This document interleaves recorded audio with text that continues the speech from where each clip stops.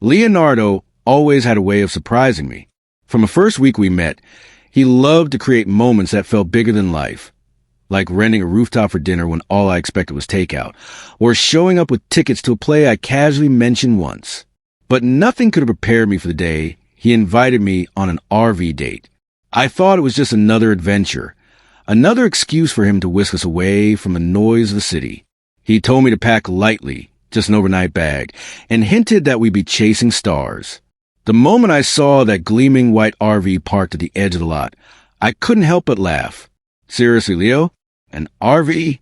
He grinned, leaning against the driver's side door, sunglasses catching the last of the afternoon sun. Trust me, tonight's going to be unforgettable. What would you do if the love of your life promised an unforgettable night, but refused to tell you why? The ride itself felt like a scene from a movie.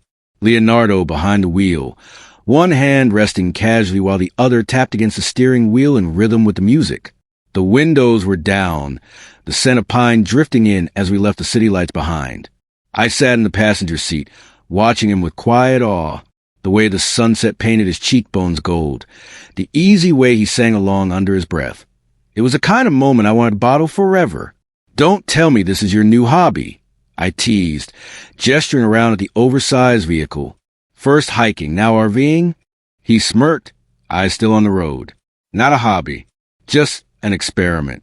Something I've been planning for a while. His words made my stomach twist with curiosity. Planning. Leonardo didn't say things like that unless he meant something more.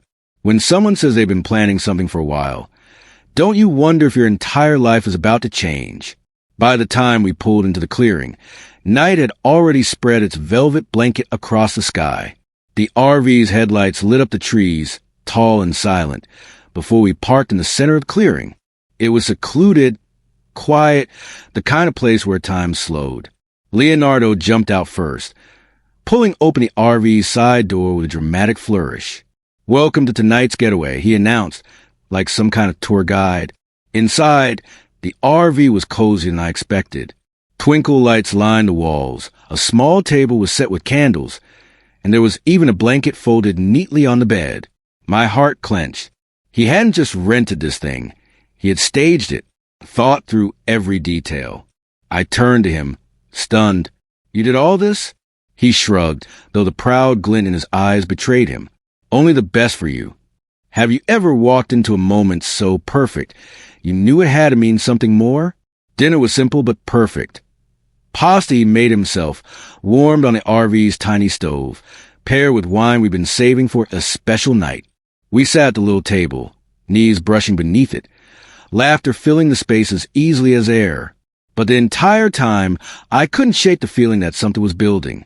The way his eyes lingered on me, the slight tremor in his hands when he poured the wine, the way he kept reaching into his pocket like he was checking for something. After dinner, he led me outside. The night was alive with stars, the clearing bathed in silver light. He spread out a blanket on the grass and pulled me down beside him. "Look," he whispered, pointing up, "that one's ours." I followed his gaze to a star brighter than the rest.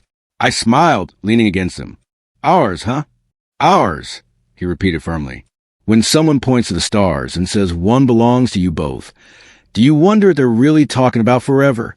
We lay there for a while, the world quiet except for the hum of crickets and the rustle of leaves. My head rested against his chest, his heartbeat steady under my ear. Finally, Leonardo shifted, propping himself up on one elbow. He looked down at me, his expression softer than I'd ever seen it. "You know," he said, voice low, "I planned this night for a reason." My breath caught. "A reason?" He nodded, slipping his hand into his pocket again. This time he pulled something out, but kept it hidden in his fist. Suddenly, the air around us changed. My chest tightened as if the night itself had stopped moving. What would you do if the person you loved reached into his pocket under the stars and whispered that he had been planning this moment all along? Leonardo's fingers tightened around the small object in his palm. His blue-gray eyes, usually so playful and teasing, carried a weight I'd never seen before. For a heartbeat, I thought time might split open between us. "I've been carrying this around for weeks," he admitted, voice almost trembling. waiting for the right moment. And then I realized the right moment isn't about perfection. It's about being here with you under these stars. My throat tightened. My heart thudded so loud it drowned out the forest sound around us. He opened his hand slowly, and the faint glint of silver caught in the starlight. It was a ring. What would you do if, in the middle of the forest, the love of your life opened his hand to reveal a ring meant only for you? The world shrank to just the two of us. His words, his trembling hand, the ring lying between us like a promise. He took a deep breath. I know we're young, and maybe this seems crazy to some people, but I don't care what anyone else thinks. From the moment I met you, I knew you were the person I want to spend my life with. He paused, searching my face. So tonight, here on our little RV date, I want to ask you the question that's been burning in me for months. I felt my chest ache, every nerve alive. Lo, I whispered, my voice barely a breath. Have you ever felt your whole life balanced on a single question, a single heartbeat, a single yes or no? Leonardo shifted onto one knee, still holding the ring. His gaze never left mine, steady and burning. Will you marry me? For a moment, the words hung in the air like falling stars. My vision blurred as my eyes filled with tears I couldn't stop. My lips parted, but no sound came out at first. He smiled nervously, his thumb brushing over my knee. I don't need a big crowd. I don't need some flashy setting. I just need you. Always you. I let out a shaky laugh, tears spilling down my cheeks. Yes, I whispered, then louder, surer, with every ounce of love I had. Yes. Can you imagine the way the world changes when the word yes leaves your lips and suddenly forever begins? The relief that washed over his face made me laugh through my tears. He slid the ring onto my finger, his hand shaking.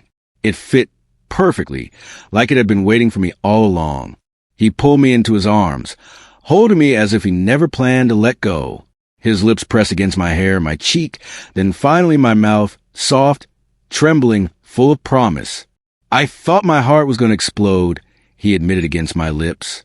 Mine too, I breathed. But Leo, this is real? You're serious.